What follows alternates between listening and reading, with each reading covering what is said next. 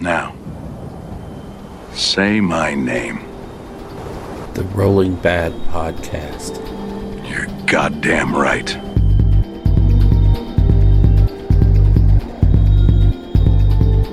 Welcome to the Rolling Bad Podcast, episode number 39, coming to you from the desolate wastelands of Albuquerque, New Mexico. We're recording on January 20th, and I'm your host, Elric Edge. With me tonight are Bill Costello and James Tapia. Tonight we're going to talk about all our normal goodies and take a nice deep dive into the Maggotkin of Nurgle Army book that just dropped. I know everybody and their mother has done a bit on it. But Who now cares? You're going to get ours. Yeah, So. that's what happens when you get a book a year later almost from the last one. Everybody wants to talk about it. So, Well, it's got the new hotness. So. Absolutely.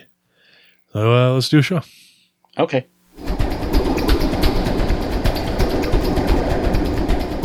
The Realm of the New Dawn, where we're going to talk about all the new stuff that's coming out just before Las Vegas Open this week. And there's some interesting stuff coming out. Just announced today was you can get Cypher now in a blister pack. You can get Inquisitor Greyfax in a blister pack. Rabute Guilliman's coming out as a single model. Yeah. Instead of the triumvirate thing. So, I mean, that's all pretty cool stuff. I didn't see anything. St. Celestine. Yeah. But I didn't see anything dropping for AOS this particular week. I didn't see any new Nurgle models. No, I think it's done. It's all Adeptus Custodes. Yeah. Went up for pre-order today. Yeah. So. Yeah, the Adeptus Custodes limited edition codex, the cards, the dice. The collector's edition, too. Yeah, it's beautiful, but I'm not that into them. I almost pulled the trigger on it. And then I was like, you want to. Yeah. No. I love Custodes, but I'd rather use the money on models. If they dropped a Black Templar codex like that, yeah, I'd be all over that. Yeah. But yeah. So yeah, the Custodes release looks like a real thing. I mean, that they have their own new lord. yeah, And I was listening to, I believe it was Reese that was covering it. Was talking about how he's kind of a lot like Bubba from Grey Knights. Drago? Yeah, Keldor Drago, without the warp dust problem. So he's got a lot of the similar numbers and abilities and what have you, plus a little beefier because he's way cooler. Oh yeah, he's bananas. Yeah. Strength 5, tough 5, Yeah. 7 wounds, Yeah. 2 up, 4 up. Yeah. Yeah. He'll be kind of fun. That army is going to be fun. I don't think it'll be hyper competitive just because I don't think 8th edition favors small elite armies like that, the way damage and things like that work. But the thing with their saves, though, is with a 2 up, 4 up on just about everything, Yeah. they have staying power. They're not like knights. So. Right, but every las cannon that gets through. Oh, yeah. You can't take a lot of losses. Right. So you have to play really cagey with them. Yeah, I I watched a video breakdown on the YouTuber Winters SEO had an advanced copy, and he was saying like at most you could get about 28 models in a 2,000 point army. Wow. But on average you're looking at like 20 to 24 models. Yeah. So possibly smaller depending on like vehicles and stuff that you bring. But they'll be working. I mean, they will be working. For sure. Even the basic chode is strength 5, tough 5 with 3 wounds, 2 up, 4 up. So, yeah. Centurions with benefits? I don't know. Yeah. I'm excited about it. I don't know. And the way they're doing the boxes where you can get five Terminators or whatever in a box, and you can either build them as 5 Terminators or you can build them as 3 Terminators and 2 different characters. It's it's pretty awesome. So yeah, they're making it super flexible, and I'm pretty sure this isn't going to be the last release for them either. Well, there's not a whole lot for them, even with the introduction of these new things. However, if we get some kind of access to the Forge World stuff, then that really opens the door for all kinds of things. But we'll see how that goes. Contemptor Dreads and... Well, they have a transport. Hauls like 25 guys in it. But it's all crazy Horus Heresy level stuff right now. So They're going to be interesting because you can't expose them to cheap fire and cheap losses. You can't sacrifice a squad because you just... Well, Winters was saying the math is it would take 93 bolter shots to kill one basic guy. So... Not with James around. Well, yeah, you know.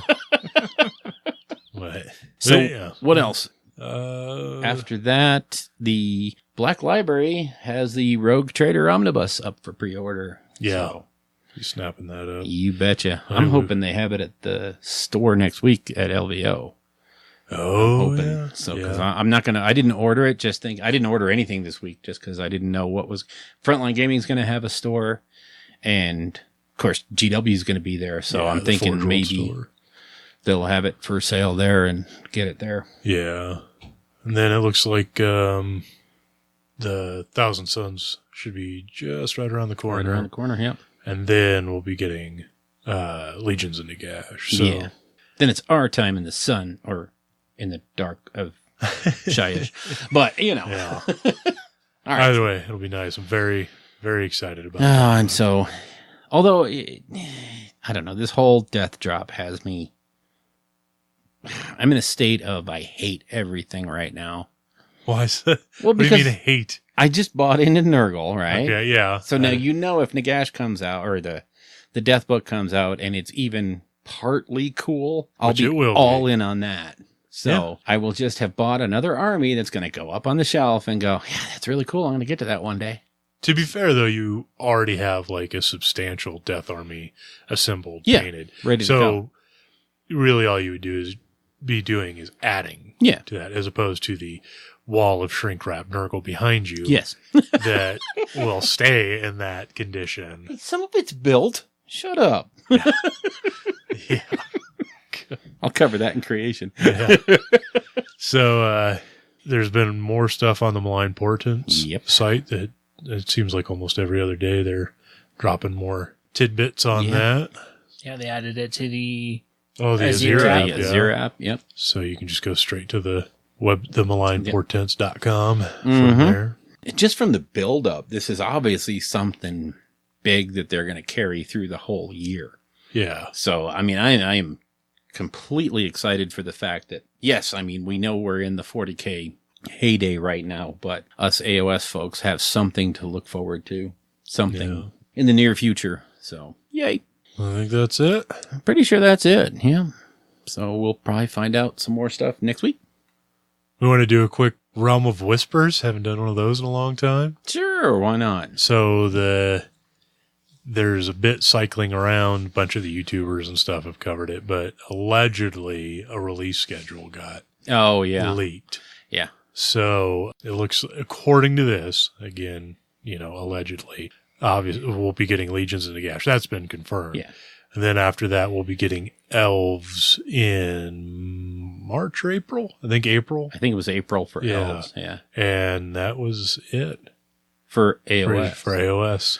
But a lot of that information was 40K centric. They dropped a lot of 40K info on that. Yeah. There's more rumors about that. I don't think whoever was either generating the rumors or listening to them paid much attention to the AOS. Well, I don't know. I mean, I think there might be a little bit of legitimacy to it in that they're still in that ramp up phase for 40K to get all the books out. By the end of their fiscal year. So by June, they have to have everything out. And that's how this calendar laid out. Yeah. Also, it has Orcs as the last book to be released, and that is just standard Orc practice to always be the last book that gets released. Awesome. So, as my Battle Force Orc box sits up there and goes, I need a book. Yeah, I know. But yeah, that's kind of upsetting, but what I think is not being counted in that is if we're going to have this Malign Portents that goes all year, there's probably going to be a whole revamp of the Death line in and amongst all of this stuff. So those releases aren't being counted. So we're going to get Maggotkin of Nurgle, we're going to get Elves, and we're going to have all this Death stuff this year, at least in the beginning of this year. So I don't think we can whine too much right now without seeing really what's coming down the pike. Because keep in mind, they also have to do the releases of the box games and miscellaneous stuff that comes out. So, I mean, I think having 3 major factions come out or 3 major races come out, I think that's pretty damn good for a year. Yeah, well, and it kind of one of the things against this, rumor is not Phil Kelly, Pete Foley on the Twitch stream talked about, I mean, he really made it sound like Death is getting a lot of attention. Yeah. Whether that's like through models or what's going on. I mean, yeah, I don't know. Again, it's just a rumor, Well, You want to hear my take on it? Okay. So we've all known that for some time, GW is revamping their plastic production line. That's why there's been not a lot of models and a lot of stuff is out of stock because they're revamping the production line. When you're starting to ramp up a production line and get it going, I think it would be easy to dedicate all of your resources to a singular faction kind of thing, like let's do all new skeletons and zombies because we can churn those out like crazy just to even break in the machines and test all this new production capacity that they have. So why not redo the whole death line, which, as we all know, needs a lot of new models because a lot of them suck. I don't know. Skeletons and zombies are terrible. We could really use, a vampire that doesn't look like... Okay, I'm not even going to go there. But we could use some really good-looking death models. And with what they can do now, you look at Ilariel, and what could they do with Manfred? And what could they do with, what's her name? Isabella or whatever. Neferata? Yeah, all of them. I like the Mortarch models. They are. Sure. They're fairly new. I mean, they came out during the end times, but and they're fantastic. I think what I would really like to see is to get away from like the old world style death. Yeah. And give Death what Kharadron Overlords did for Duarden. A whole new approach. It's like, yes, it's an old race, but here's what they're doing in this entirely new setting. Well, and you got to think a lot of these new models are dying. So why don't we have some dead versions of these new things? Why not dead dwarves? Why not dead... I don't want to say Stormcast because we know they can't die. But, really, why not? Dead Ironjaws. Yeah. Dead Ogres. Yeah, because you could, if you're going to revamp your whole line, why not make it really interesting? And maybe they do just do skeletons and zombies, but that don't look like pew-pew. Yeah, we'll see. So, I don't know. I'm kind of thinking that they're going to use the death releases to churn out and test their plastic stuff, their new production. I'm hoping. I don't know. It could be tucking up my butt, too. So yeah. What do you think, James? About potentially, after Allegiance and a Gash, just elves in a few months? I don't see it happening. No? You think we'll get more attention this year than we got last year? Maybe towards the end of the year. So, like, the first half will be wrapping up 40K. They're still doing 40K, and that's their moneymaker.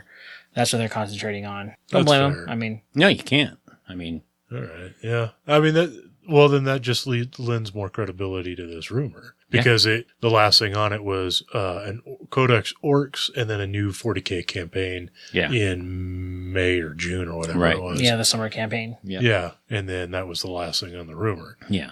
So there's still half a year left. Yeah. To do stuff. And what was it? I heard from somebody, might have been Reese again at Frontline, talking about how sales of Age of Sigmar have not slumped. They have plateaued, but they haven't gone down. Yeah. So the game is still viable and strong and healthy, and it's not like, oh, well, it's dead now that 40K's out. No, it's not that at all. I mean, we're going to what is going to be the biggest AOS tournament in North America, which is then going to be in 2 months, beaten by Akon. So, it's obviously the game is pretty darn healthy if you're getting all those people to go play. Yeah. So I don't think they're in fear. I don't think Games Workshop is in fear of, well, Age of Sigmar is slipping away. No, I don't think that's happening. Not like it did with Fantasy. All right. Well, yeah, I just figured we've wasted a lot of New Dawn time. So. Oh, no, that was Whispers. Yeah. Yeah, we can waste a lot of time then. Anyway, I heard. Yeah, I know. Oh, yeah, the tower getting psychers. Yeah, that was fun. Here's my fishing pole. Let's see what I can catch. Yeah, tower getting psychers by the help of Necrons. With Necrons. Yeah, with the Necrons' help. Oh, good stuff. So anyway, also in the Whispers, I think we should start our new coverage of Kings of War as the far superior game. Yeah. So do we want to talk about the new releases in the community, Scott? Oh, yeah, there aren't any. Yeah. Okay. Sorry. That's it. Moving on.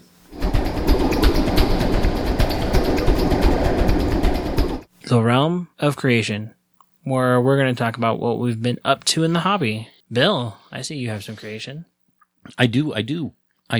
One of the things I built this week, I built one of those easy-to-build Mephitic Blight Haulers. And I just wanted to throw it together to see if it was, truly easy to build. And? Pretty damned amazing. Yeah. Not only is it easy to build, but the way it goes together, it's just like the normal models where they have it cut and computer designed so that when you put it all together and you snap that final piece, almost all of the joints and mold lines and all that stuff are completely covered by pieces. So it's like, this is something that we dreamed about 10 years ago. Yeah. Just an amazing piece of hardware. So I was really impressed. I haven't done that. I have that easy to build Contemptor Dread. Yeah, the Redemptor. Redemptor, yeah. So I haven't done that one yet, but I would imagine it's the same deal.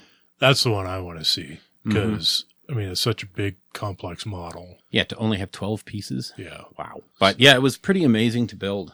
And it's cast in green plastic. So I was like, that's interesting. So if you're not really that into it, you can just play with it as is. Or if you are into it, you could kind of just really start painting over it. If you're real new at it, you could just start painting the details over it and still make it look pretty good when you dull coat it. So that was cool. So I also built one of the feculent Gnarl Maws. Gnarl Maws. Yeah. Kniggets. That was a really fun kit to put together too. And one of the things I really liked about that kit is all the bells are completely separate. So you can paint them and do the whole 9 yards on them separate from the piece and then put them where you want them. So you have one fully assembled over there? Yep, sure do. Let's see that bad boy. I want to see how big it is in person. That's one of 3. So it's the kit goes together real easy. It's really well put together. Interesting. That is not nearly as big, I guess, as I thought it might be. Yeah, it's nowhere near the size of a Citadel wood, so Nurgle players are not going to be as hated as Sylvaneth players. So interesting. But really, for the cost, when you look at it for the 50 points, and not only do they do all the things they do, but they also gain you the points. We'll cover that when we start talking about the book, but they gain you the points for summoning, and, they're a very cool little piece, and for only 50 points, yeah, they're cool. They're free. They're free. They don't cost you anything. No, they cost 50 points, I thought. Nope. In 4K they do. Oh, okay. That's what I was looking at. Okay. Yeah, you're right. In Sigmar, I'm sorry. They cost you 7 conjuration points. Or malignant points? What are they called? Yeah. Malignant? Ickiness points. Mutation points? I can't remember exactly, but contagion points. Contagion points, yeah. The way their summoning now works. So, But yeah, points-wise, they're free. But then I spent one evening going back and forth with a buddy of ours, Randall Hill up in Colorado, who was helping me with my Seraphon list.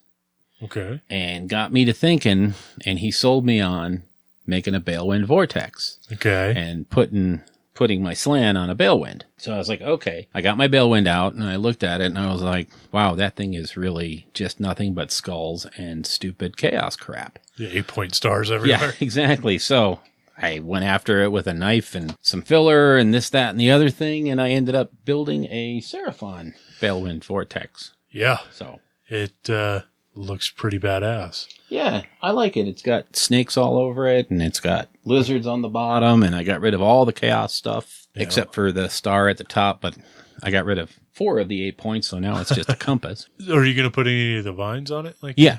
Once it gets painted up, the vines will go on it. Okay. Because I want those to look fresh, like new, not painted. Nice. So, yeah, but that's pretty much all I've done is built that Balewind for Seraphon. I'll probably throw some pictures of that up somewhere. That's all I got, James. What do I have? I don't think I have that much. I just finished up the Gorgruntas. Nice. Nice. That's it then, huh? That's it. That is hobby. Ironjaw's army done and dusted. Other than the 25 art boys I have. But yeah. Art boys. Yeesh. Never mind. It does keep going. I bet we'll see another Iron Jaws book this year, and he'll have to start over. I'll have to change my scheme. Nice. So I have just been slogging away on Kharadron Overlords. Just painting and painting and painting. Mm-hmm. Yeah, it's crazy the difference it makes painting a model that's been primed black and painting the same scheme on a model that's been primed white. Yep. Yeah, the colors pop so much more. It actually looks more like the Barrack Thring paint scheme as opposed to the models that I did on black are just so dark. Yeah. But finally picked up the last bit of hobby stuff I needed today at the store. Got the basing materials. Like everything I picked up was stuff designed for doing the basing so that I can finish that. I'm just trying to I just do crazy batch painting. Yeah. So I painting all the Argonaut Company and the crew for the Ironclad all is one go. Do all the red, then all the cream, and then all the... It sucks. Sucks so hard, but it's the only way. I just got to get through it. I find that, honestly, like, it's trying to get myself to sit down and start is the hardest thing. But once I start and throw on a podcast to listen to or something, I can just keep going and keep going and keep going. Yeah. So...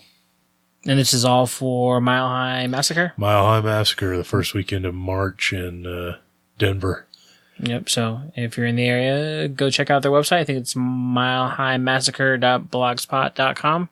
He's looking for people to sign up before the 1st of February. Yeah. 1 February is their cutoff for I think early. we just need a couple more people for them to actually make sure they have the tournament. But yeah. You don't have to pay when you sign up. Just put your name on the list and you're going. And I think I actually haven't signed up yet. I haven't. I think you have, yeah. Okay, I need to. And if you pay before you pay before the 2nd of February, it's $15. If you pay after the 2nd, it's $55. No, it's $15 cheaper. No, it's 40 and is it? 55. 40, yeah. Oh, okay. Yeah, I was like 15. No, it's 40. Okay, I and misread 55. that then. Either way, it's still... It's significantly cheaper. Yeah. Like 1/3 the cost. So or 2/3, 1/3 off. And it's Math is hard. invites for King of the Mountain too. Yeah. Mm-hmm. So Yeah. Playing for a spot in the big one. Yep. Good times. Other than that, that's all I've been doing is just trying to get this damn army painted. Nice. So that's it for creation, and we're gonna skip battle, aren't we? Yeah, I don't think any of us have None of us have a... done anything serious as far as rolling dice goes. All right, then. We're going to go straight to lore.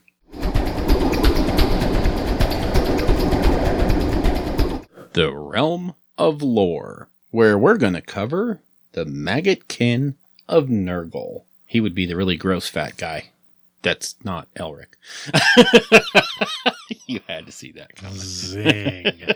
Zing. So we're going to open up our coverage with a little bit of the Nurgle fluff. Now, most people know a lot of the Nurgle fluff. But Background, Bill. Background. Background. It's not fluff. Right. You're correct. So I apologize for the page noise, but I am pulling a lot of this straight out of the book. Sit back, children, and listen to a tale. So discounting all that old world stuff, because that's all just creepy, lame stuff, we'll pick up Nurgle in the realms at the beginning of the Realmgate Wars, where he was concentrating on the realm of Gyron and trying to put Alarielle out of her, Sylvaneth misery, because it has to be just icky to be in charge of Sylvaneth.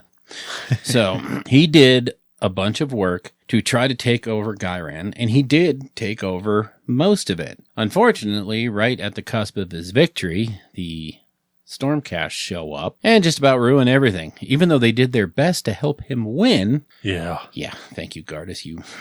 Was it Gardas that did that? Yeah. Or was it Vandus?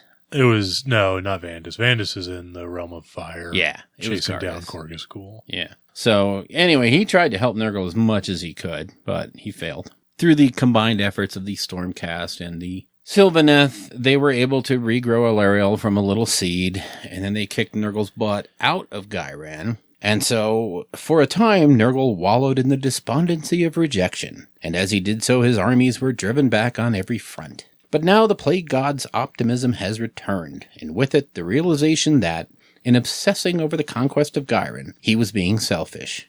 all of the mortal realms deserve the benefit of Nurgle's generosity, and he means to make sure that they are all showered with his blessings until they can take no more. And that's kind of the theme of Nurgle, just wants to, he just wants to share and, just wants to make everybody happy like him, right? He's altruistic. Very, very. So in the book, they cover how Nurgle's power ebbs and flows and how he's considered to be like the third greatest of the Chaos Gods, which is actually probably not true because his power does ebb and flow. And as he goes on the uptick, the Garden of Nurgle sort of gains in power and starts to expand outside of his realm into the other people's realms, and they get mad and they fight back. And, it's a typical story. Nobody can win. Everybody just fights. Somebody discovers penicillin. Yeah. Interestingly, I noticed most of us know the story of how Nurgle tests all of his new diseases and poxes and icky diseases that he creates on a being. In this book, they call it the Pox Fulcrum. In 40K, it is actually one of the Eldar gods that he's working on. So I thought it's interesting how they left that out of this. They didn't name her. They call it the Pox Fulcrum. Well, that's what he used to do in the old world, is he had, what's her name? Shayla? I can't remember. The goddess of healing. Yeah. Imprisoned. Yep. And he would test out his stuff on her. Yeah. He likes her singing, so he would just test all of his new poxes on her. And of course, the thing with her was she would always succumb to the disease, figure out how to cure it, and then give that information to someone so that they could start curing this plague. So that was her little special purpose. So she let herself be captured, even though she's a goddess of the Eldar. She let herself stay captured so that she could feed that information out to the mortal world so that not everyone died to Nurgle. Self-sacrifice. What a great thing. Yeah. She's not a conservative. Sorry, she's probably libertarian. I am so going to Nurgle's Garden for that. One can only hope. So anyway, throughout the book, the background section of the book is actually reasonably light. It just covers the stuff that you really kind of already know about Nurgle, in that he's always creating all these new poxes, and then it covers how he likes, people like Epidemius, and he really likes the new named characters. Rodriguez. Who knew that he would like these guys a lot? Yeah. But they cover how to get you ready to play the army if you're not familiar with Nurgle. They cover in the background how the greatest strength of the abhorrent entities is their extraordinary resilience. So it kind of gets you used to the idea that Nurgle takes a lot of damage and heals it, or just simply ignores it. And that's really how this army plays.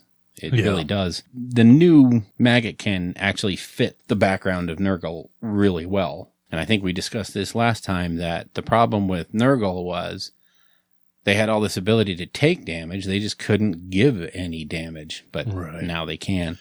Oh, yeah. Even more in the fluff, and as they cover the different stuff, they cover the different avatars of corruption, and Porticulus Slimex is one of his little favorite buddies. Just go figure, he gave him a garden slug for a mount. So that he must be doing something right. And they go into the process for summoning demons, and they talk about how it's an amazing long-term process. And then as you read further on in the book, you realize that there is a process in-game for this to take place. So, and then as the book goes further, they cover each one of the different types of things. They cover the Rotbringers, they cover the Glockkin. We're not going to go through the passages of all this stuff, but there's about 40 pages of good stuff. Now on page 18 and 19 of the book, there's a really interesting section on the different contagions, or the armies of the plague god, and they're split up into contagiums is what they're called. Okay. So, and some of these are of course led by great unclean ones, and back on page 16 and 17 it shows you the breakdown of how the armies are set up. They're either being run by a Glockkin or they're being run by a great unclean one, and it shows you the flow chart of how, or the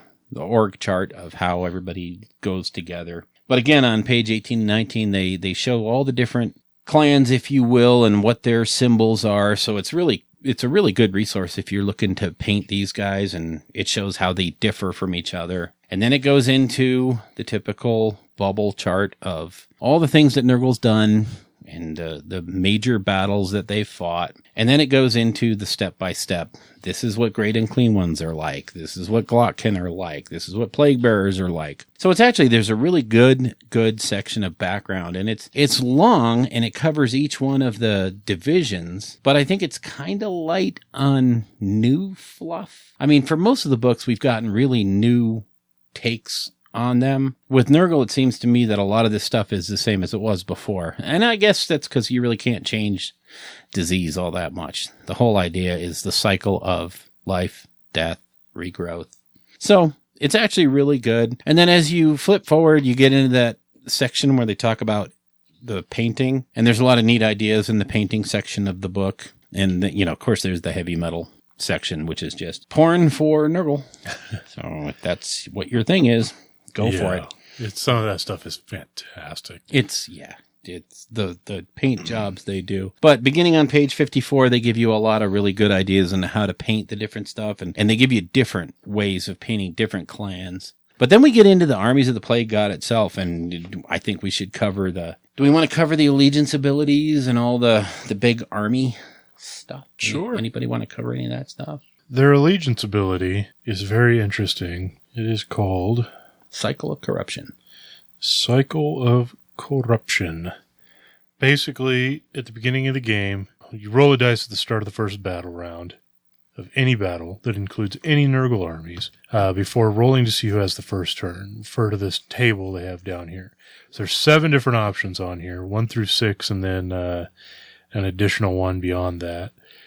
So whatever you roll is whatever you're going to have for that turn. All of these are really good. Mm-hmm. And then on top of that, there's a command trait that is going to allow you to modify that roll, or the result of that roll. And then there's a spell that every single one of your wizards has access to that's going to allow you to manipulate it either forwards or backwards, essentially. Or set it, yeah. Yeah, which is really... It's really nice because despite it being this big random wheel, it still allows you a chance to kind of narrow it down. And there might be something on here that really helps your army overall, like a natural vitality. Add 2 inches to the move characteristics of Nurgle units. Mm-hmm. Everything in your army is +2 movement. I mean, just little stuff like that to always have on.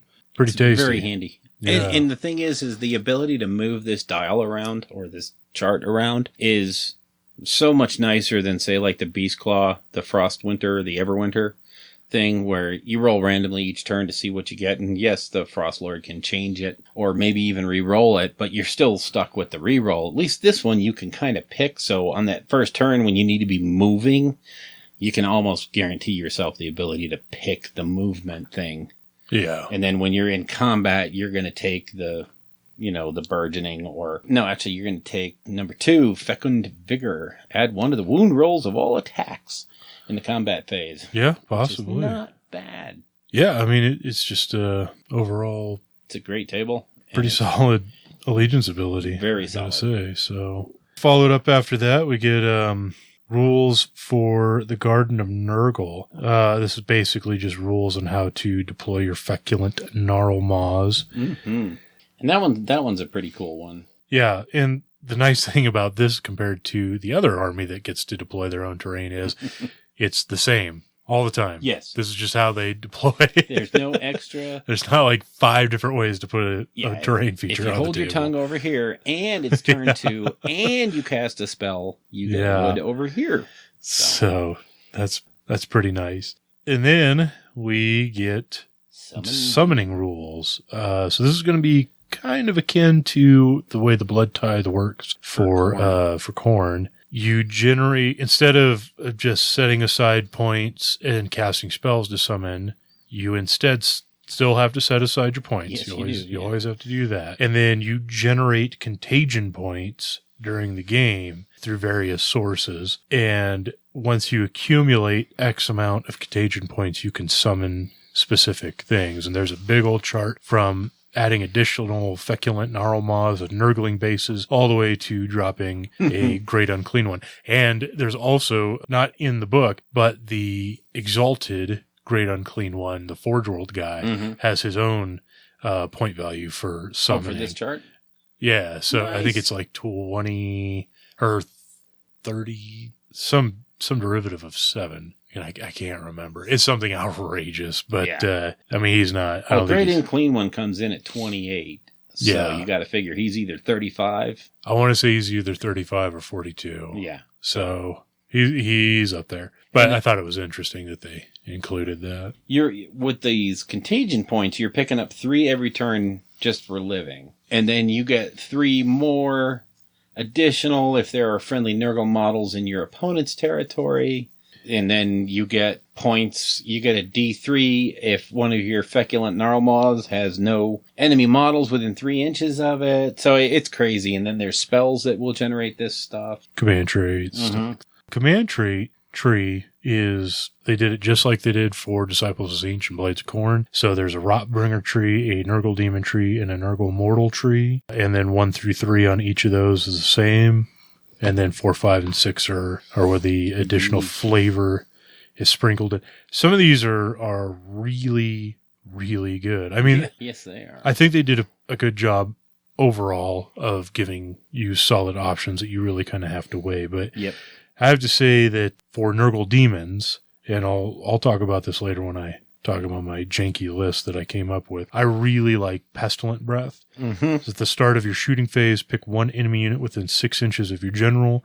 Roll a dice for each model in that unit that is within 6 inches of your general. The unit suffers 1 mortal wound for each roll of a 5+. Mm-hmm. So in a world of, 30 Volkite Berserkers or Yeah. 30 Who've all piled in. Plague Bearers or 30 Bloodletters, assuming you survive all that stuff, whatever, this is a decent way for you to just, in addition to your normal shooting and everything else, you can just vomit on somebody and potentially crank out a decent amount of mortal wounds. Yeah. So, is there any that really jump out to you guys? I kind of liked, if you have Nurgle Mortals, well, I like all of them, but the number 6, the Virulent Contagion, you improve the Rend characteristic by 1 for attacks made by your general in the combat phase. So if you have the right general, you could end up looking at a Rend 4. Yeah, Yeah, that could be kind of nice. that's pretty bananas. Walking around with a las cannon in Age of Sigmar. Yeah, kind of. You, James? Is there any that? I just think the Grandfather's Blessing, the number 1, is just pretty good. Yeah, well, that's a big one. That's the one that allows you to move the cycle of contagion corruption wheel. forward or backward 1. Yep. So that's, pretty. And that's it. If you're building an army based on moving that thing around, that's the one you have to take, because that gives you all the options. And then we jump into artifacts. Again, just like Blades of Corn and Disciples of Zinch, there's a set of artifacts for Rotbringers, 1 for demons, 1 for mortals, all with 6 items each. Obviously there's some in here that aren't particularly great, but that's going to happen when you have to come up with 18 Yeah. unique items. I'd imagine it could potentially be even crazier in Legions of Nagash if Where you there's, have to do, for all 6 armies, if there's one in there. man, 36 different options. I doubt that's how that's going to work. probably not. But kind of interesting. So in here, you guys, is there any that really jump out at you? Oh, yeah. If you look at the Rotbringer hero, number 2, the Mother Grub, if the bearer is a wizard, they can attempt to cast 1 additional spell in the hero phase. If they're not a wizard, then they get to cast the Foul Regenesis spell in each of their hero phase. They don't get to unbind, but it turns any hero into a little wizard. Yeah. You cannot beat that. I mean, I just, that's the one that jumped out at me. Okay. I believe there's something similar to that in just about all the different. I believe so. Yeah, the It's- demons have the Tome of a Thousand Demon Poxes. has, 1,000 Poxes, and then the mortals have, was it? No, that's not Eye of Nurgle. No, I guess the they mortals don't have don't that have one, but it's still interesting. But they have some pretty good ones. Yeah, definitely. I have to say, and this has been talked about on other podcasts, but the Rust Fairing Oh, yeah. where at the beginning of your combat phase, pick one enemy unit within 3 inches of the bearer, subtract 1 from its save rolls for the rest of the battle. Cannot use this ability more than once on the same unit. That is basically giving everything in your army an additional rend against that unit for the rest of the game. Pretty tasty. And you, James? I really like the Endless Gift for the demons. So at the start of the battle shock phase, you roll a dice for each wound that was allocated to this model during the same turn. On a 4+, you just heal it. Yep. Oh, yeah. Okay. Sorry. Oh, I'm sorry. You only think you hurt me. That one, and then Eye of Nurgle. Yeah, I have no For that roll, for that cheeky 7. Yeah. Oh, yeah. On the cheeky 7, it's slain. Yeah. So There's definitely going to be some stories that pop up from that nonsense. do you think that one's going to get fact? No, it's so situational. So rare because Yeah. I don't see that as being. Of course, it's going to be a game changer when it takes out your, insert favorite model here. Celestin Prime gone. Okay, wow, nice. Yeah. Valerial gone. Oops. Yeah, but I mean, there's so many pieces that have to be put into that puzzle before it But goes 7 off. is the most often rolled number Only- on 2 dice. Yeah, what is it, like 56% chance or something that it comes up? Something like that. I think it's a lot lower, but Yeah. I don't know. I have to look it up, but it's a pretty damned high chance because Yeah. there's 11 combinations. But So. still, I don't know. I would take it just for the giggles of it. So then after that, we get the different lores, spell lores. And again, like Disciples of Zinch and Blades of Corn. Oh, wait, no, not Blades of Corn. Disciples of Zinch, there's separate spell lores here Spell for, lists. Rotbringers, demons, and mortals. Everybody gets to pick the Foul Regenesis spell, Right. which is the one that you get given if you get that one artifact. That's the one that allows you to take the Cycle of Corruption and place it wherever you want. So, again, if you're basing your strategy around having that Cycle of Corruption be where you want it, you're going to have to cast this spell at least once a turn. Yeah. And don't miss it, because it's on a casting value of 7. Yeah. Yeah. Not too bad, though. There's bonuses to... There's ways to get bonuses to cast a spell if you're really looking for that. Bellwind Vortex. Oh, no. Yeah.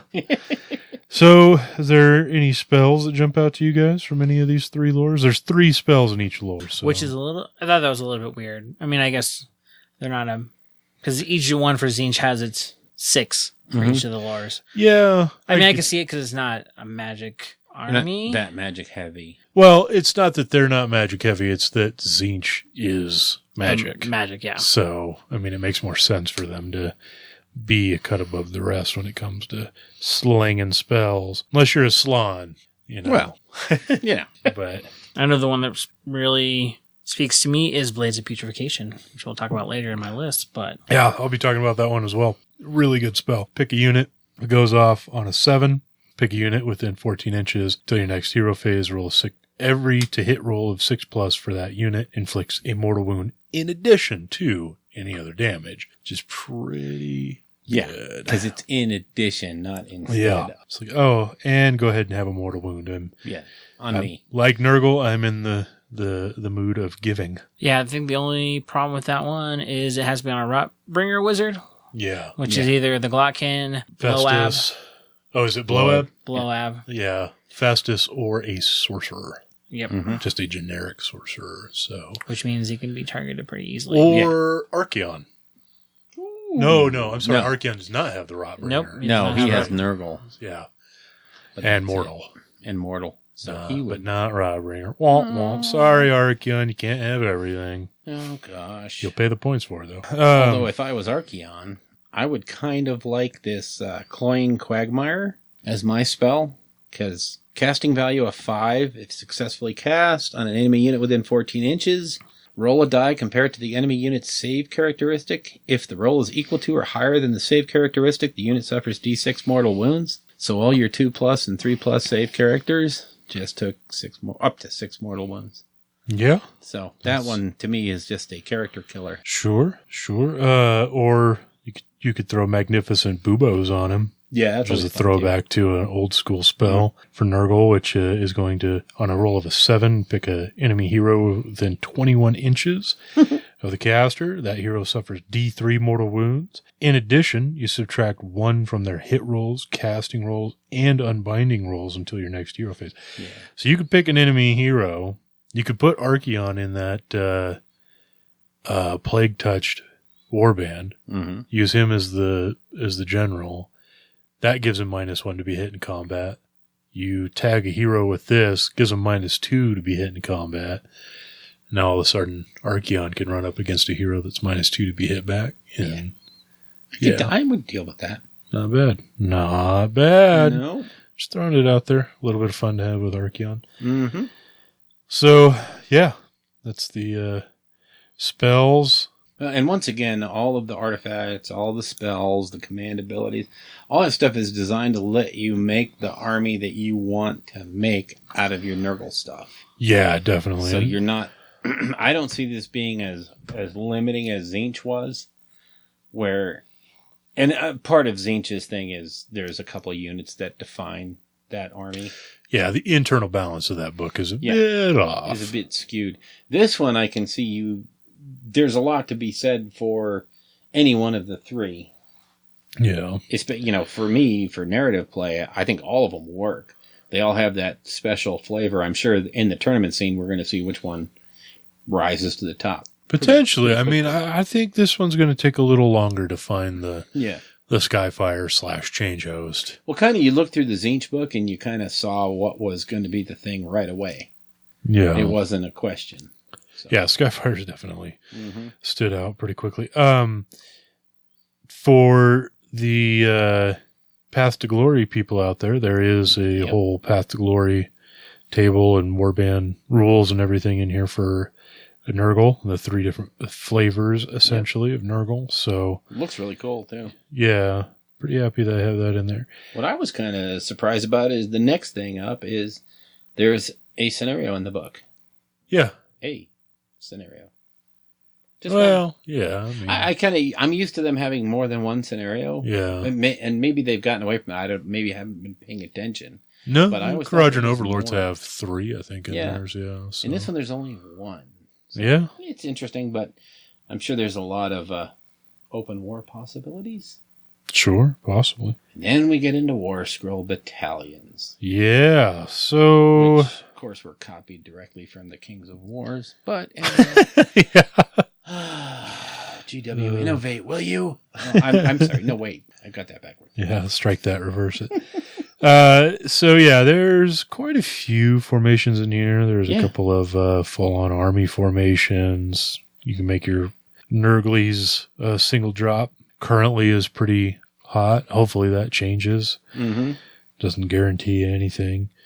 But there's, I don't know, these formations, when I read them, they seem really expensive for what they do. Some of them are pretty good, but then, I don't know, it's kind of like there's one that revolves around a whole bunch of Blight Kings. Yeah. Which Blight Kings are pretty tasty, but the problem is they have no rend. Yeah. Well, there's a formation in here that gives all your Blight Kings rend 1 on their attacks, but it's like 200 points. And you'll find that points in Nurgle don't go that far. But conversely, you have to weigh that against potentially turning your army into a 1-drop, getting a second artifact, and the artifacts in here are pretty good. Yeah.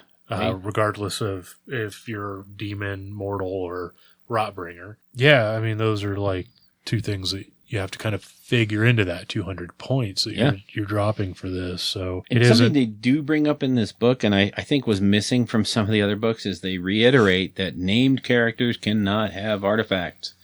So, well, yeah, because people will, I'm sure, with so many named characters in this group, they would be putting, an artifact on Epidemius or somebody. Yeah, you just remember, no artifacts on named characters. After that, we jump into the actual units. So they're so tasty. Really happy. One of the things I'm pretty happy about is Rodicus being the same point cost as just a regular Great Unclean one. Yeah, who knew? Yeah.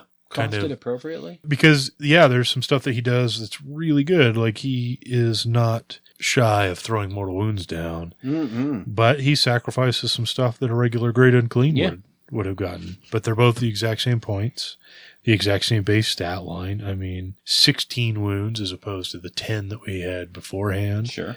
Pretty good. So the regular Great Unclean one now has tons of options. And this is the model I think I'm the most excited for with this book is the new Great Unclean one, because I think he is such a versatile unit. You can play him either as a hyper-aggressive general type that it just tries to get stuck in with his Plague Bearer and Blight King buddies or whatever and just tries to dish out as much damage as he can. You can play him as like a backfield buff commander type guy who throws out magic and things like that to help your units win the fight. A double Great Unclean One list is totally doable at only 340 points apiece. And they have a triple Great Unclean formation. Right. The Ben Johnson formation. Yeah, the Ben Johnson formation. I mean, but you look at that thing and you're like, oh my God. Yeah, he showed me a picture of his Nagash today, and I was like, well, where's the other two? I thought he always had 3 of them. Did you see the picture with all the big Gribblies he got together? Yeah, he put one out on Twitter, I think.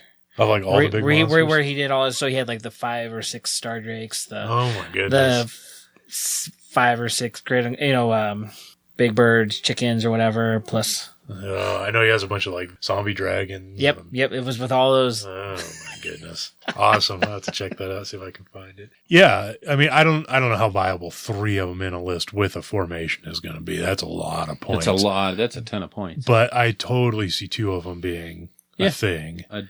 Yeah, he's so much better than he was before. So then after, those guys, we start getting into some of our classics, just kind of updated, the Epidemius with his tally, a regular old Herald of Nurgle, the Poxbringer. Yeah, the Poxbringer is just a regular old Herald of Nurgle, isn't it? Mm-hmm. Yeah, that's what I thought. Then we get into the Spoil Pox Scrivener and the Sloppity Bile Piper. So say those 10 times fast. I wouldn't do it. Probably summons Nurgle himself.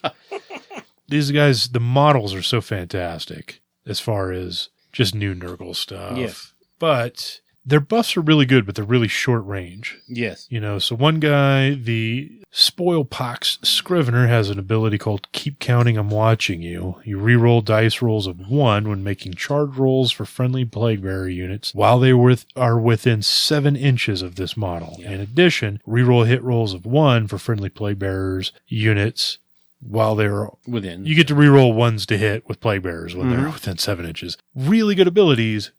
Pretty short range. So this character who has a 4-up with 5 wounds and then a 5+ disgusting resilient save and only moves 4 inches has to kind of be right up the butt of your Plague Bearers in order to get the most mileage out of them. And that's a theme through this whole army is everything is all small bubbles and you have to expose yourself to damage. You're not just going to sit back and fling stuff. You're not Zinch. So, what are you going to say? He's just as fast as the Plague Bearers, though. Sure, and there are lots of little ways to add movement to this army. Like I was saying earlier with the Tree of Contagion or whatever, the Allegiance ability, there's one that adds 2 inches of movement to everything. So all of a sudden these guys go from movement dwarf to movement Slanesh demon. I mean, that's pretty good. There's also other little things in here. The Great Unclean One, if you give him a bell and he rings his bell, it gives you an extra 3 inches of movement. Yep. So you can go from pretty slow to pretty fast. The Sloppity Bile Piper is very similar. He buffs Nurglings. He basically does the same stuff for Nurglings and Great Unclean Ones, but again, 7-inch bubble. So you're going to have to be conscious of your board placement and synergies with this army for sure. But there's a lot of built-in synergies with these guys. I mean, well, you're not going to see this army spread out a lot. Yeah, definitely. Because that's one very interesting thing. It's going to be, I feel like, one big blob. But instead of it being like it used to be, where it was just this big resilient blob that didn't really go around and do much. Yeah. It was just a big tar pit. Now it can be a big, pretty resilient mob that can be hyper aggressive. Yes. And come after you and try to take your models off and have a good chance of doing it and taking objectives from you, as opposed to just trying to get on them as quick as you can and hold them through a war of attrition. I think this army is capable of being quite aggressive. So, which is awesome. You know, it sucks being when you play an army and you're pigeonholed into a play style and you just have to repeat that game over and over and over. Yeah, especially if your book is written in a certain way that makes it look like you have a lot of options, but in reality, when you boil it down, and I'm talking KO here, you know, it looks like there's a lot of different cool options, but in reality, if you want to play the game, there's Battletome Zilfin, and then there's Battletome everything else. And everybody else. Yeah. So, I mean, it's sad to say, but in competitive play, now not in narrative play, but in competitive play, there's really only Zilfin.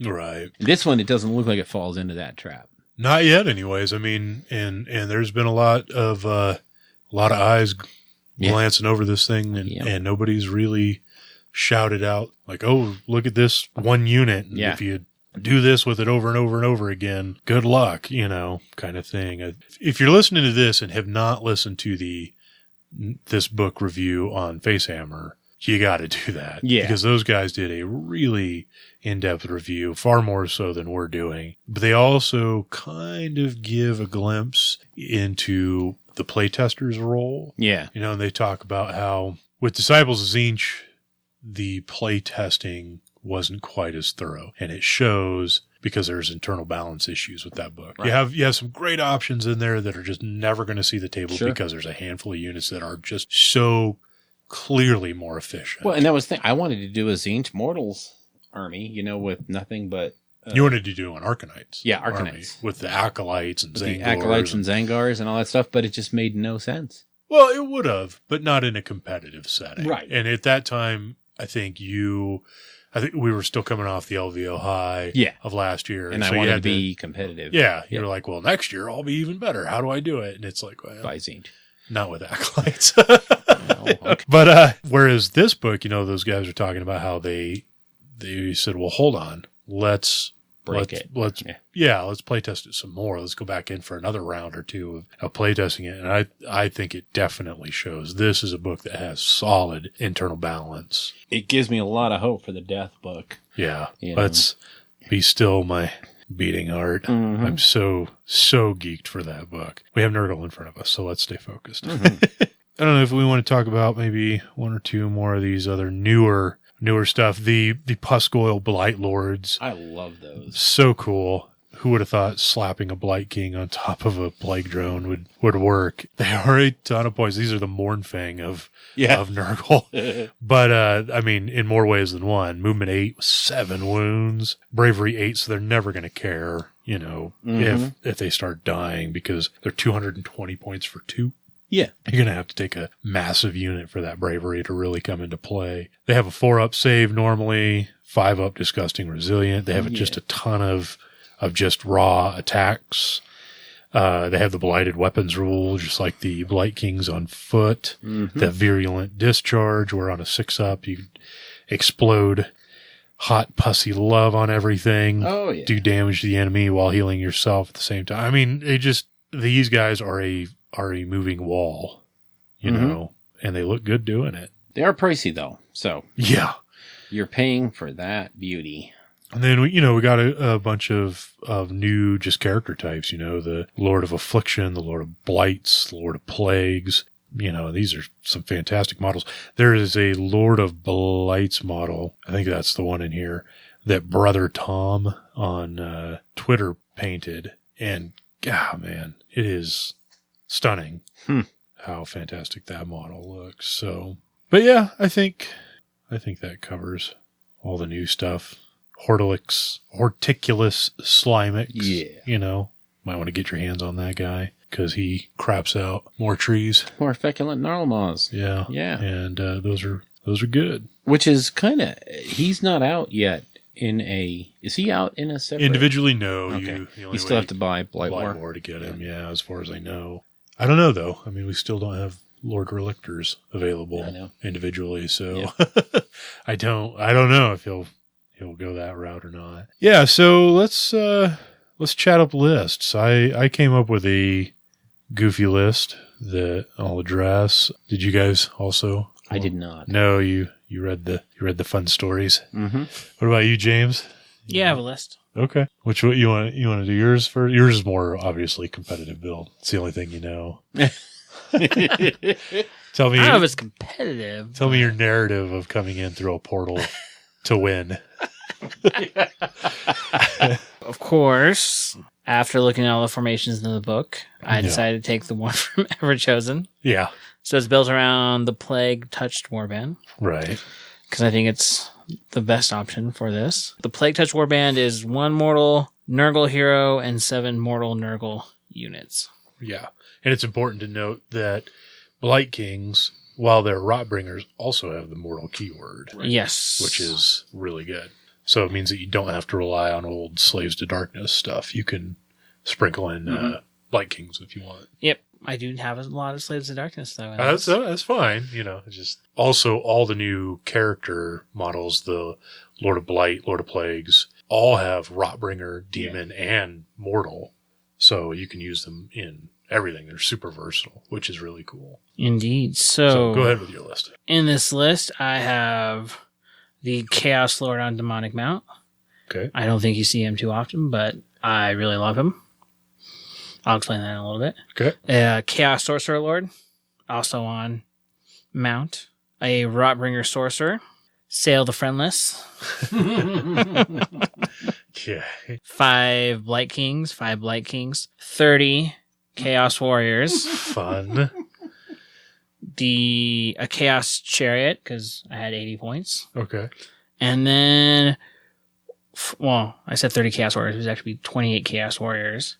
And then 14 Chaos Knights. Okay. Because in the Plague-Touched Warband, if a unit starts off with multiples of 7, you gain some special abilities. Basically, whenever the enemy unit in combat rolls a 6 to wound you, they take a mortal wound. Okay. Back. It's a nice little touch. Yep. Plus, then each leader of the unit, he rolls a dice, and on a 4-up, the unit takes a mortal wound. So It's just more mortal wound output. And then each unit is -1 to hit in combat. Yeah. So you take that. Basically, the whole idea behind this list is with the big Warriors of Chaos block or the Chaos Knights with Sail, gives you some options to decide what you're going to do. You can shoot the Warriors up there, -1 to hit. It's 60 wounds that are, if you give them the Sorcerer spell, they're rerolling 1s to hit, rerolling 1s to wound, rerolling saves of 1. Just a big unit to tear through.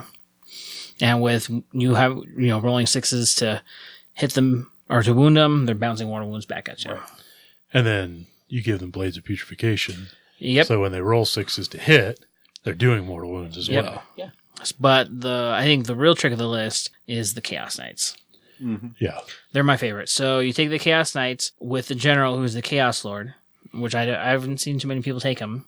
Okay. He has a command ability. He picks Chaos Knights or Chaos Chariot unit, which is just the Knights in this case. Mm-hmm. And it gives them +1 to hit, and they get to reroll failed charges. So you use that. Basically, if you're going for the Alpha Strike, you use Sail of Fate. You use his command ability on them. So you're usually taking the Chaos Knights with ensorcelled weapons.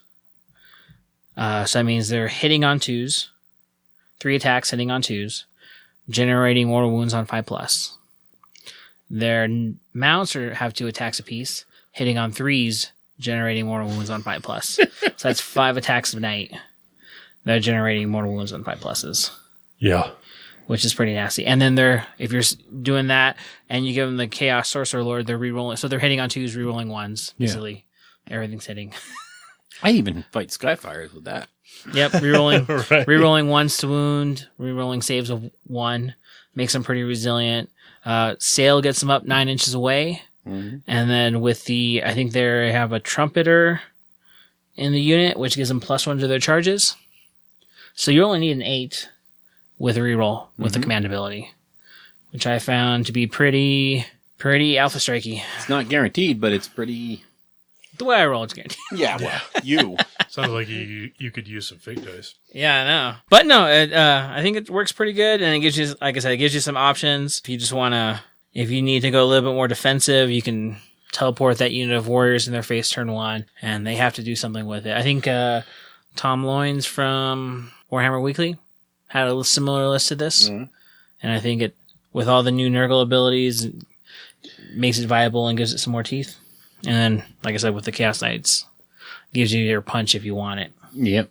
All right. I think I'll if we do a battle report next, I think I'll try this list and we'll put it out there for you guys to see. Yeah, sounds good. Hopefully they won't go up against Iron Jaws. What, you'd rather see BCR get wiped off in turn 1? Maybe. So what's your narrative list? Yeah, my narrative so it's not a narrative list. It is a gimmick list that I came up with because I've been listening to a couple other podcasts and other shows do breakdowns of this book, and one common narrative that I have heard over and over is that you see these little bits of mortal wounds throughout the book, like D3 here and D3 there. And people keep saying, like, it chips away mortal wounds on you, right? Except they say that after about the 8th or 9th ability or / spell effect that does mortal wounds. To which I began to wonder, at what point is it no longer chipping away at somebody and it's a deluge of freaking mortal wounds? So I basically dug through the book, and this is by no means a hyper-competitive list or anything. It is simply designed to put out as many mortal wounds a turn as you can. So, my general is a Great Unclean One. Allow me to start with the Allegiance ability. Okay. Rampant Disease. At the start of your hero phase, pick D3 different enemy units, excluding Nurgle units, within 12 inches of each other. Each unit suffers D3 mortal wounds. There's no range to that. It just has to be enemy units within range of each other. You can, and as we've touched on, it's pretty easy to manipulate this chart to get it to where you need it. So that means, based off your Allegiance ability, you have mortal wound output. Now, we can go to the command traits, which I talked about earlier with Pestilent Breath, which I stated if your general is surrounded, can basically puke on a bunch of dudes around him on 5s and 6s, does mortal wounds. You then jump to your different lores of Nurgle. And as I said, my general is a Great Unclean One. I have a second Great Unclean One. There is the Glotkin. There's probably a better combination to get more mortal wounds, but it's the Glotkin. He looks sweet. And more importantly, he is a Rotbringer wizard. Yes. The rest of the list is Festus, the Leech Lord, 2 30-man units of Plague Bearers and a 10-man unit of Plague Bearers. So that's the list. Like I said, it's not the most competitive, but it'll look sexy on the table, though, those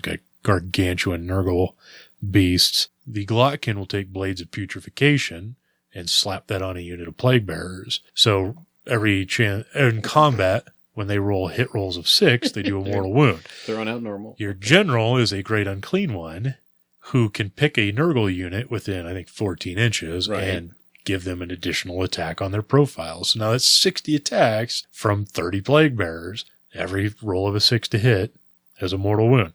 Then your Great Unclean Ones and the Glotkin can all cast 2 spells. So they each have spells themselves, plus there's additional spells in here that they can cast, of which all can do additional mortal wounds. Then the Great Unclean One himself, scratch this. This is the wrong list. So it's all the same. Drop the second Great Unclean One and replace him with Rotigus. Oh, okay. That's the only difference. Sorry. Because I found out that Rotigus actually cranks out even more mortal wounds because, again, he's a wizard, casts 2 spells, so he can do all that stuff that we talked about before, but because he has the streams of brackish filth, he does even more mortal wounds with that in the hero phase. He has the Deluge of Nurgle, which does mortal wounds. He can cast an additional spell that does mortal wounds. When he charges, as well as the other Great Unclean One. On a 4-up, they do D3 mortal wounds. When they take damage, if they roll a 6 to save, they bounce back a mortal wound. So that's just the Great Unclean Ones. Rodriguez and your general can do all of those mortal wounds. The Glotkin also has the ability when he charges on a 4-up, does D3 mortal wounds. And Festus has an ability that on a 2-up, he can douse a potion on the enemy if they're right next to him and do an additional D3 mortal wounds. And he's a wizard who can cast a spell and do additional mortal wounds if you want, but you'll probably be doing Curse of the Leper because that's super good. So I was kind of adding this up. I had like a little running bet with Ryan in our group of just trying to figure out like how many mortal wounds we could pump out a turn. Perfect storm kind of thing, like where your general is surrounded, so he's getting the most out of his pestilent breath. And, your plague wind hits, like 2 or 3 units, which wouldn't be that hard to do. Your one tooled up plague bearer unit is in combat with the blades of putrefaction. All these little things like that. So you got everybody around within range. Yeah. And then you get that allegiance ability. All this little stuff. You're looking at 60 to 70 mortal wounds a turn.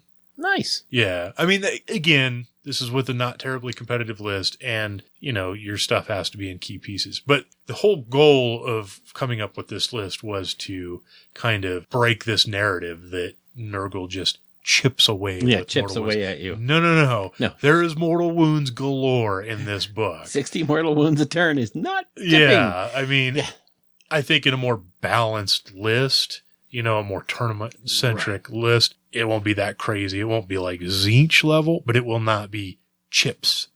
It will be a substantial slap in the face. Off. Yeah, there's going to be chunks coming off with the mortal wounds, which I think is going to be really frustrating for some armies that already struggle against that kind of stuff. So if you already struggle against Tzeentch, like Change Host or whatever that can dump mortal wounds on you pretty efficiently, then this is just going to be basically Tzeentch again that could take a punch in the face. So it's that's going to be the big difference. Is this one's going to anger people on 2 fronts, because not only is it going to chip away mortal wounds, but it's also not going to go away quickly. Right.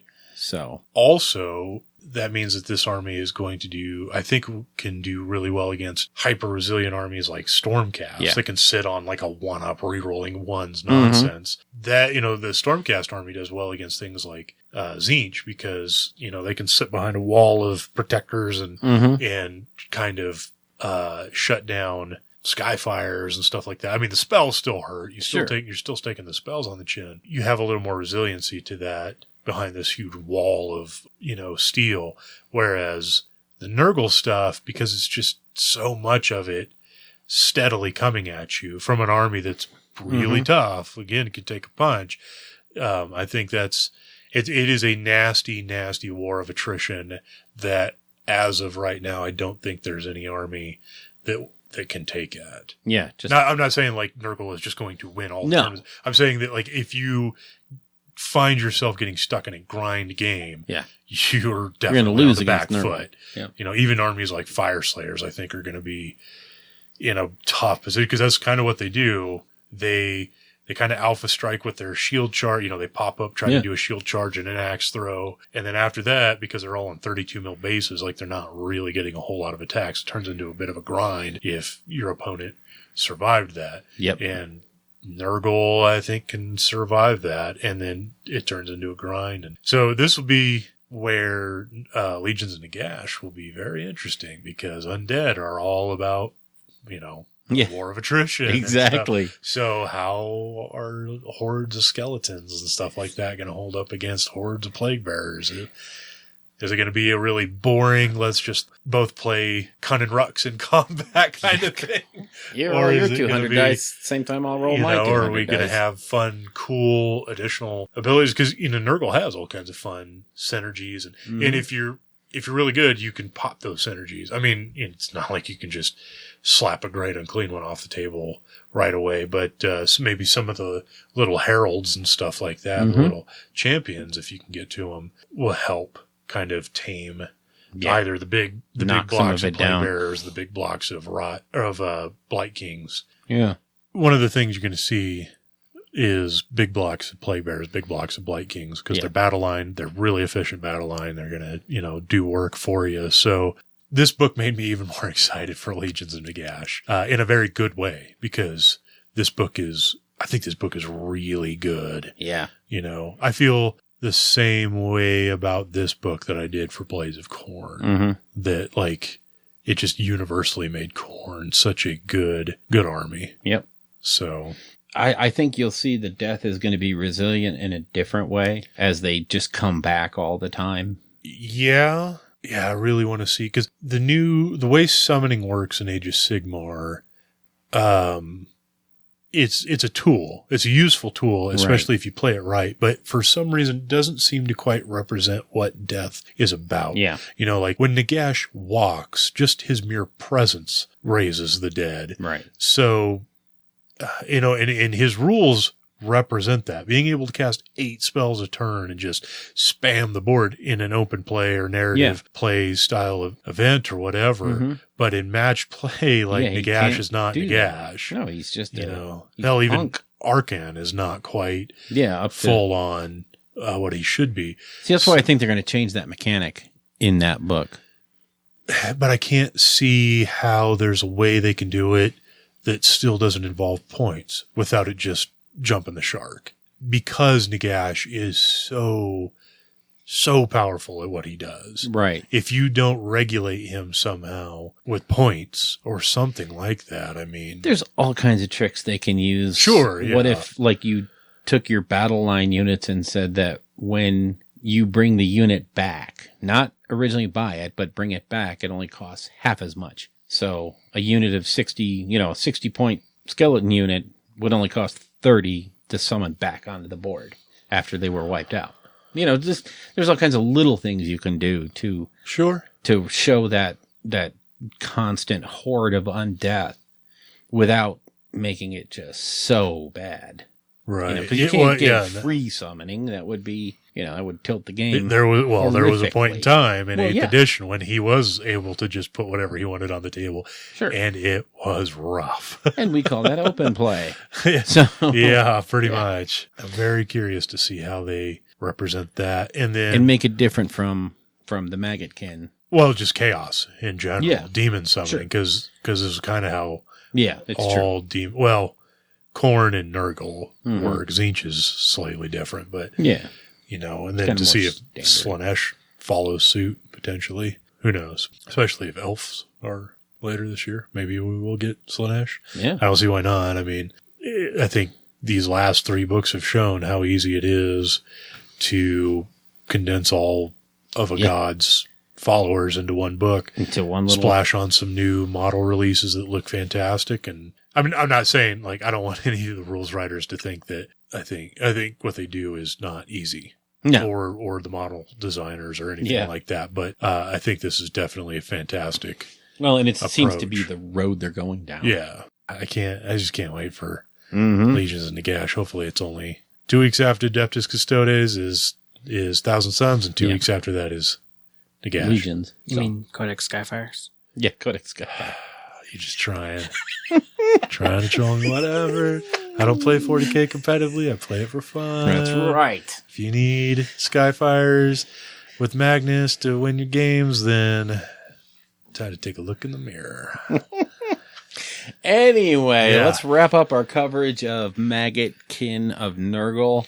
Like I said, I give this book definitely 2 slimy proboscises. On a 1 to 10. This is the first time we've done this. Can it be 1 to 7? Should be 1 to 7. Look at me being the fluff guy. Get out of here. Doing the Nurgle magic number. Yeah, man. I think looking at it, I gotta give it a 5. 5 out of 7? 5 out of 7. Why? So why? Because I haven't delved into it enough to say it's amazing. And right now, from just a cursory look, I'd say it's competitive with almost anything out there, but I don't see it rising above anything either. So 5.5, 6. Isn't that what you want, though, in new books? It is. It is. That's why I wanted to not have a Tzeentch book. But the problem is Tzeentch is still out there. So, and it hasn't been fixed. Yeah, you just triple the cost of Skyfires and That would fix ban Brimstones. So, I think it's a good start. I'll give it a 5.5. Good. So easy first step. What about you, James? 1 to 7. 6.5. Ooh. Why so high? New models. Yeah. Okay, yeah. Makes Nurgle playable Yeah. Well, yeah. without going over the top, I think. Sure. Yep. So that's, I mean, you got new great unclean ones. Fantastic. Yeah. I mean, I don't think I could ask for more. Okay. I just don't want to be accused of being a GW fanboy. If 7 out of 7. I mean, we're obviously fanboys. I want so hard to give it a 7. Ooh. I think the more I just kind of turn through the pages and everything, it just, yeah, I think this book is showing what, I can't even think of the word. I want to say like thorough playtesting, but I'm not sure that's quite a tentative maybe playtesting, addressing an issue that popped up in the past with a previous book and making sure to not repeat that mistake. I feel like That's the best part of this. that diligence was paid to this book, and it shows. And I feel like this book is not going to be quite as rock, paper, scissors. I think some of the armies that are going to come up against this book and just fall flat is not an indictment against this book, but instead an indictment against of those armies. Those armies just falling so far behind the curve. Yeah. And at some point you just kind of have to accept that's going to happen. When you have so many armies, so many models, just such a massive game, it is next to impossible to keep everything on an even keel. So yeah, I think this book has what it takes absolutely to be a top tier army, and the fact that I think it will do so hopefully with multiple play styles intact, not just a change host or a Barragazil or something like that is, or a Vanguard wing of like an exploit kind of thing in order to get them up there. I hope that when 2 Nurgle players are playing table 1 round 4 or something like that, it's because one of them has like a Blight King heavy, Rotbringer mortal type list going up against a double great unclean one with waves of plague bearers and plague drone kind of thing. I think I'm really hoping that's what you'll see. I think I'm going to give it a 7. 7 out of 7. Wow. Sorry. I mean, I think they really hit the pus on this one. Anyways. So yeah, that is our recap coverage. If you're an avid podcast listener, this is probably like the 10th or 12th breakdown of this book. That's why we kind of breezed through some of the more chunky mechanics. Just kind of wanted to discuss some stuff that really popped Everybody already out. knows the lore. They already know all the other stuff. So and like I said, Facehammer did like almost a page by page breakdown of it and what they felt. Fantastic show. So definitely sink your teeth into that. Yep. So next time we meet, we're going to have coverage of the Las Vegas Open. Yeah. So one of us will be playing, one of us will be TOing, and one of us will be in paint workshops all weekend. I'm doing nothing but seminars all weekend. Yeah. It's awesome. Good stuff. We'll have hopefully all kinds of stuff to talk about in the next episode. I'm thinking so. So that will lead us into our final segment, the I Read AOS book giveaway. Dun, dun, dun, dun. So we are going to generate a winner, announce it, and when this episode drops, I will jump on Twitter and hit that person up. See if we can track them down and send them a shiny new copy of a Age of Sigmar novel. Sweet. 80 entries. Wow. Yeah. Wow. Are there duplicates in there, or is that 80 unique? That's 80 unique entries. So I kind of reached out to the community again on this hashtag IReadAOS. I was trying to think of a new way to do this competition without recycling this and keep making it unique. And then I thought, you know what? Screw it. Let's just do it. All you got to do is just like it, retweet it, use it, whatever. Your name gets thrown into the pool. And what's wrong, Bill? You don't like that? I still think that they should buy a ticket for entry for the low cost of $19.95. Oh, yeah. And then they'll be entered to win. Sure. A $15 book. Winner pays shipping. OAC. Anyways, I just wanted to get a big old pool of names. And once you're entered, you're into the pool, you're entered. Once you win, you're out. So, sorry, Dan. Yeah. Yeah, you won. Can't win twice. Can't win twice.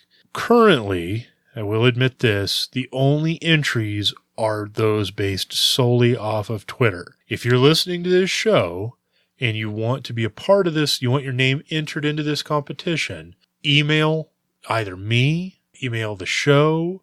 You can message me on Facebook. You can message the show on Facebook. However, if you're not, that's fine if you're not a social media kind of person. There's plenty of people out there that are like that. And I don't want those people to feel like they're exempted from being able to enjoy fantastic AOS stories. So obviously you won't be in it now, but hit me up. If you don't have an email, if you don't have any of that, you can call Bill at 505. Oh, no, just kidding. You don't have email and you don't have this. You're probably not listening to this podcast. You never know, Bill. You don't know their lives. I know Chad. Okay. Santa Fe is in the Midwest, capital of the Midwest. Yeah, right next to Chicago. Anyways, let's pick a winner. Okay. So currently there are 80 entries into this pool. Dun, dun, dun, dun. So, Bill. Sir. Why don't you type in 1 through 80 on that hashtag random and hit me with a winner. And drum roll, please. Number 43 is going to be at ZL Shelley, Zach Shelley. Congratulations, you've won yourself a Age of Sigmar novel. Yay! We'll be getting in touch with you, and so you can pick out which one you want, and now we'll go about delivering said book. Congratulations, and like I said, that means you're out of the pool. Yeah, get out of the pool. list. Here's your towel. Put your slippers on and get out of the hotel. And if you are not on Twitter and you want to get in on this, we have a thing at the end that has all our contact information, emails, etc. Yep. So just hit us up. Alrighty then. When we come back, we'll be filled with tales of. Well, we can't even talk about it, though, because what happens in Vegas stays in Vegas. Yeah. We'll just have to come back and go, yeah, there was a thing. Yeah, can't really talk about it. Yeah. First rule about Fight Club. Yeah. Make a movie about Fight Club. Fight Club. Sure. Well, as long as there's a buck to be made. Sure. Yeah. Oh, so the first rule would be make a book. Second rule would be make a movie about the book. Why?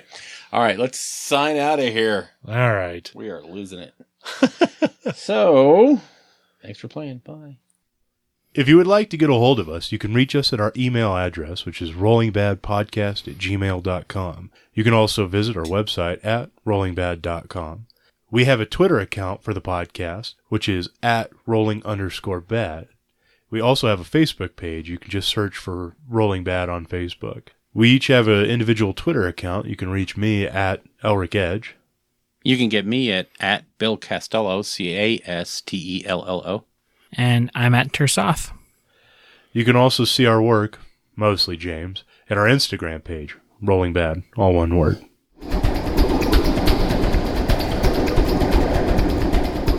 Welcome to the Kinging Badly podcast, episode number 1, covering all your Kings of War needs. That's right. We're your one-stop shop for Kings of War formations. Yeah, baby. In this episode, we're going to cover Ratmen. You can thank me later, Mr. Whitek. Eric. Okay. Not like take the edge off or whatever, because the edge was on. So And I don't see why there can't be like vibrators of Slanesh next or whatever it's going to be. Yeah. It gets 2 nurgly tentacles up. Yeah. What are those tentacles doing? Oh my God. I'm never going back to Japan.